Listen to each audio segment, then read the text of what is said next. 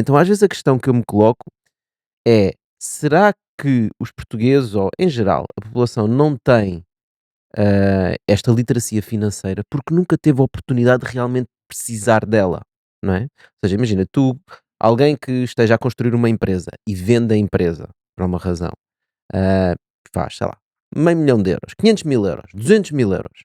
A primeira coisa que essa pessoa pensa é: agora tenho aqui um monte de dinheiro, o que é que eu vou fazer a isto? Então essa pessoa começa a pensar: se calhar vou ter que investir, e começa a ficar curiosa sobre o que é investir e começa a aprender. Se calhar passados 4 5 anos já tem um conhecimento bastante, seguramente maior que aquele que tinha.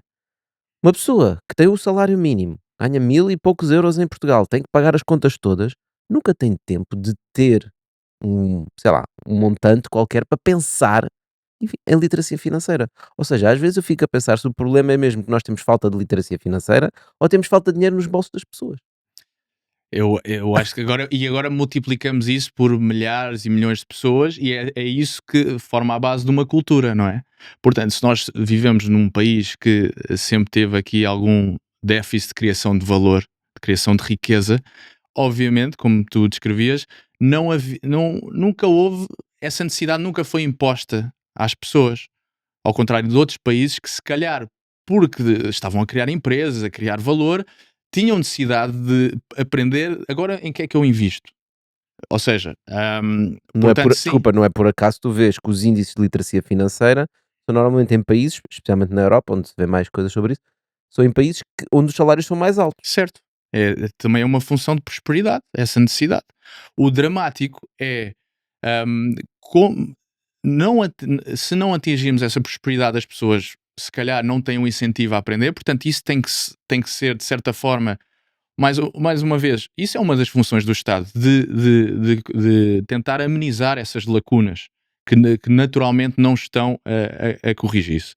Um, e como não tiveram essa necessidade, não vão aprender a investir, e depois o drama é neste paradigma que discutíamos há pouco. um, Essas pessoas vão ficar cada vez mais para trás porque não têm a forma de construir o seu escudo, digamos assim. Nunca precisaram do escudo, o Estado não tentou dar-lhes as ferramentas no sistema de educação de como construir esse escudo, e chegando agora aqui à hora de batalha contra a inflação, elas não têm esse escudo, portanto estão desprotegidas. Mas quem é que é o inimigo, meu? De onde é que vem essa inflação para falas em escudo, batalhas, guerras, não é? Gente, nós vivemos em sociedade, tentamos criar riqueza, e às tantas criamos um sistema tão complexo, não é? Tão difícil de sequer de perceber, em termos mesmo economistas, andam sempre para a porrada uns com os outros porque não conseguem concordar sobre o que é preciso fazer à economia para resolver determinados problemas. É necessário nós termos uma coisa tão difícil?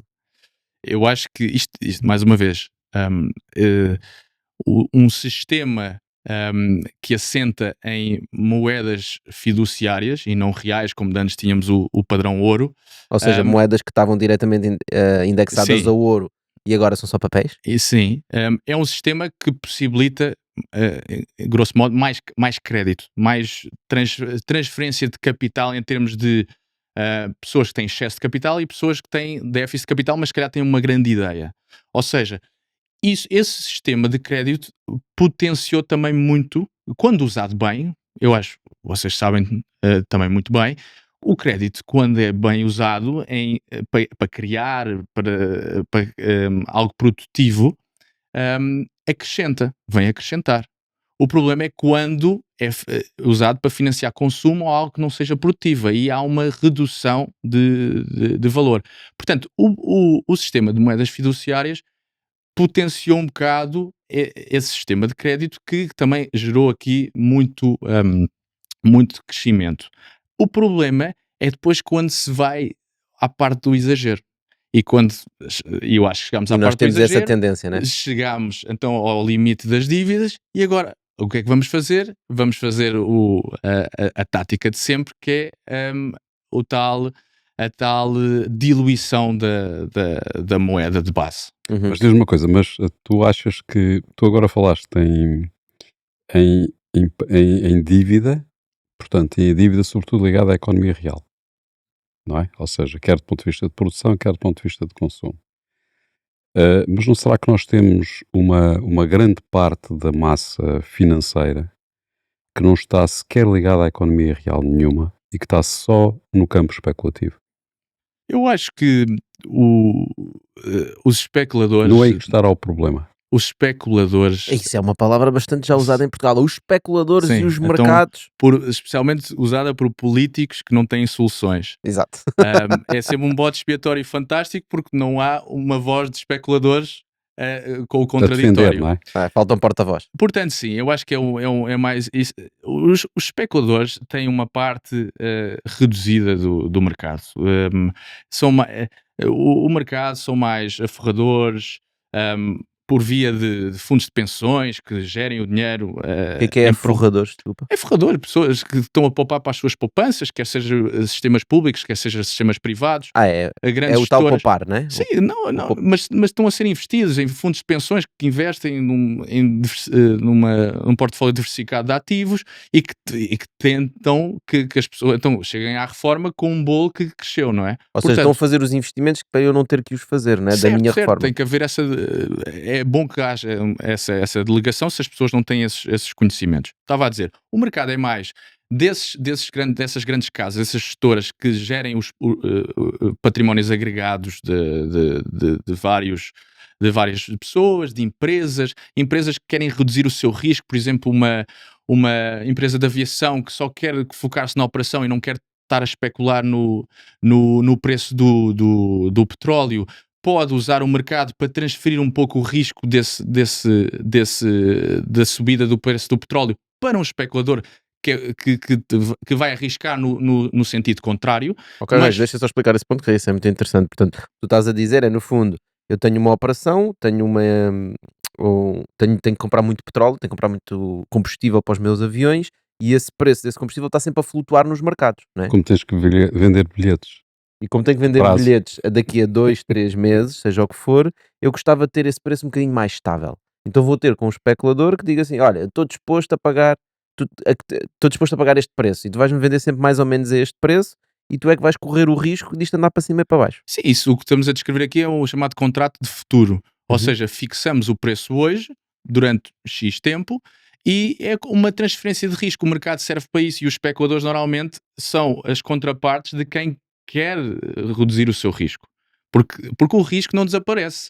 O mercado é então uma convergência de pessoas que querem transferir ou o seu capital ou o seu risco. De uma pessoa que tem muito capital e uma que tem pouco, ou uma pessoa que tem muito risco e quer ter menos. E uma pessoa que, se calhar, o especulador, quer assumir esse risco para tentar fazer um lucro. Porquê? Porque ele pode, se calhar, esse especulador de petróleo pode estar focado exclusivamente no preço do petróleo e nas dinâmicas, portanto, tem o negócio dele, se calhar, é esse. O negócio da empresa de aviação é melhor que seja só a parte da operação. Portanto, é novamente a especialização e divisão do trabalho da nossa Sim, economia. portanto, para responder ao José, é um mecanismo que está sempre assente numa Ou economia seja, o que estás a real. dizer é que eventualmente os especuladores, a atividade do especulador acaba sempre a tocar de alguma forma na economia real.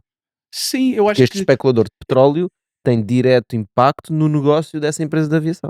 garante que ela não se precisa preocupar com isso, por exemplo. Obviamente, como em todos os sistemas, há momentos de abuso em que, se calhar, o mercado é um bocadinho mais frágil em termos de procura e oferta e um especulador que entre lá com uma dimensão superior ao normal consegue, se calhar, influenciar temporariamente o preço. Agora, isso não é regra geral e normalmente é uma percentagem ínfima do mercado. Funciona mais como o lubrificante do mercado, que seria muito menos eficiente essa transferência de risco se não existissem essa componente especulativa. Que outros tipos de outros... Espera. Mas isso não é bem assim. Toda a crise que nós tivemos do subprime foi assente na especulação. Eu não diria que foi assente na especulação. Mas foi a causa da crise. Eu acho que o problema foi, mais uma vez, Porque incentivos perversos que levaram a a riscos que não foram bem medidos. Não, eles foram bem medidos, foram arrumados num saquinho. Isto era quase como... Sim, mas isso foi quando foi visto tarde demais, né? Não, foi visto tarde demais, não. Houve quem fizesse isso propositadamente para não correr o risco, para diminuir o risco, não é? Sim, mas estava a ver a quintinha dele, estás a ver? Eu não acho que eles não tinham um plano Certo. maléfico de género, e vou mandar o mercado imobiliário todo Certo, abaixo, né? certo, É género, certo, vou certo. esconder aqui o meu risco, como cá estavas a dizer, vou esconder o meu risco para o próximo esconde o risco para o próximo, certo. quando das por ti é uma Mas, pirâmide. mas criou-se ali uma bolha gigantesca, pá, que quando eclodiu, que era uma bolha especulativa, não é? Mandou tudo para Eu toda a acho que o economia abaixo. problema aí de base é, mais uma vez, o chamado Não, é só momento para de dizer- Minsky, quando as dívidas... Mas é só quando... para dizer, Ricardo, que o papel do especulador não é assim só de lubrificante, não é? Portanto, ou seja, ele pode ter um papel Bem, muito mas esses significativo na especuladores economia. estavam a investir em casas de pessoas. Não, neste os caso em especuladores não créditos. estavam a investir em casas. Está pessoas. bem, Os especuladores... no final o dinheiro, não é? Era a base de todo esse sistema, né? Não era, porque tu tinhas um refúgio especulativo em que reduzia o teu custo de emprestar às pessoas. Então emprestavas muito mais dinheiro às pessoas do que aquilo que seria racional. Que é o incentivo que estavas a Não é? falar. Né? Eu acho que o especulador aí é mais um mensageiro, ou seja, se o mercado imobiliário tivesse em equilíbrio e esses bancos não tivessem a dar crédito sem grande consideração pelo património das pessoas, o especulador ia perder dinheiro. Sim, mas o Ia perder Ricardo, dinheiro. mas os bancos só davam facilmente esse dinheiro porque estavam a ganhar dinheiro com isso. Não, porque não tinham esse risco, ou Não seja, tinham risco, estavam a ganhar eles dinheiro com isso. assumiam Estavam a aquele passar risco aquilo. todo porque estavam a conseguir passar esse risco para o de cima, certo? E os de cima também aceitavam correr esse risco porque estavam a passar para os de cima. E como a cadeira era tão grande, quando chegavas lá ao fim, ninguém tinha bem noção do risco que estava a assumir, porque a cadeia toda abaixo estava um bocado Mas manipulada. não é esse todo o nosso sistema financeiro, não está assente nisso? Pois, a questão... Não, Ou seja, não tens aqui uma cadeia de passagem de riscos que, epá, às tantas não se sabe bem onde é que está. Epá, houve a mesma coisa, falou-se durante muito tempo, não houve assim nenhuma explosão, pelo menos por enquanto, que era com as dívidas de estudantes americanos, não é? Que também estava a haver uma bolha crescente, estava-se a passar o risco não sabe para onde, e portanto ainda não sabe onde é que ele está, mas ele está aí, não é? Portanto há aí uma bolha alguns que a gente não sabe onde é que está e se vai arrebentar ou não. E quantas bolhas haverá dessas que nós não conhecemos sequer, não é? Eu acho que aí também o problema foi a altíssima complexidade e a estruturação desses produtos que não foi bem avaliado. E é por isso que causou uma bolha e depois, quando houve um reduzir de crescimento, a maré baixou e havia muita gente sem o calção de banho. Estás a dizer que quando não foi bem avaliado é dizer que este ativo aqui tem o risco 10, né? Sendo que 10 é um Uhum. risco alto e chegou alguém que avaliou o risco e disse não, isso é só um risco 4. Porque toda a gente assumia que o preço das casas subia sempre.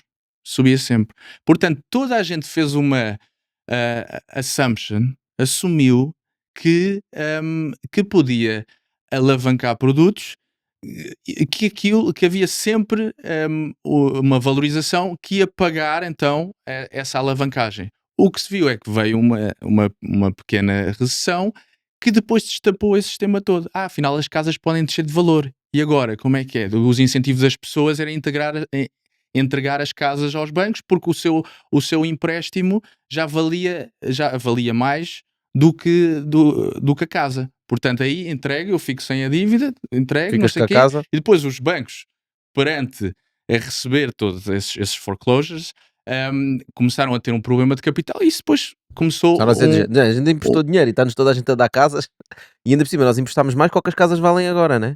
Certo. Portanto, isso mais uma vez. Mas isso é eu porque acho que alguém subestimou e desvalorizou, ou seja, não avaliou de forma correta, como estavas a dizer, ou porque alguém foi muito esperto e soube avaliar que havia ali um ganho possível. Acho que é um mix dos dois. Eu acho que sim, mas não, como eu estava a dizer, eu acho que cada pessoa nessa cadeia funcionou dentro dos seus pequenos incentivos. Ok. E a cadeia toda tinha incentivos perversos assentes num assumir que o preço das casas subia sempre. E no momento em que essa célula do Excel afinal não sobe sempre e há uma altura que ela desce, o sistema todo fica destapado. E onde é que estamos agora? O que é que vai ficar destapado? Isso é o trillion dollar question, não é? Quem souber essa resposta fica bilionário, não é? A questão é, mesmo que eu saiba a resposta, eu não fico bilionário porque ninguém me vai dar capital para eu apostar na minha aposta. Possivelmente, isso às vezes é uma coisa que acontece, sim. Eu acho que nos investimentos... Desculpa, isso é aqueles de bancada, né? Se eu tivesse, Sim, se eu sim. tivesse 1 milhão de euros, eu só vivia disso, pá. Sim. Eu transformava isso em não sei o que, não sei o que mais. Normalmente a falar do investimento que deu certo no mês passado e tipo, isto era muito fácil na altura. Yeah. Eu acho que bom investimento é boa gestão de risco, essencialmente. Ninguém tem uma bola de cristal. Isto é tudo uma questão de tentar avaliar, usando se calhar o que é que aconteceu no passado como uma leve indicação do que poderá vir a acontecer no futuro, perceber também os ciclos históricos e como é que esta parte política, económica, geopolítica funciona e interage, e depois tentar avaliar bem os riscos, diversificar bem, tentar desenhar cenários probabilísticos dos vários caminhos por onde se pode ir e quais é que são os com mais ou menos impacto, e acertar na média, porque ninguém prevê o futuro. Ninguém prevê o futuro. Às vezes acontece acertas na mousse, não é? No Samar tens uma sorte do caraças que Sorte, sim. há uma coisa que acontece e de repente, porque se tu olhando para o histórico, né? Tu olhas para o histórico, determinadas coisas aconteceram, mas a história da humanidade está sempre a aparecer novas surpresas, não é?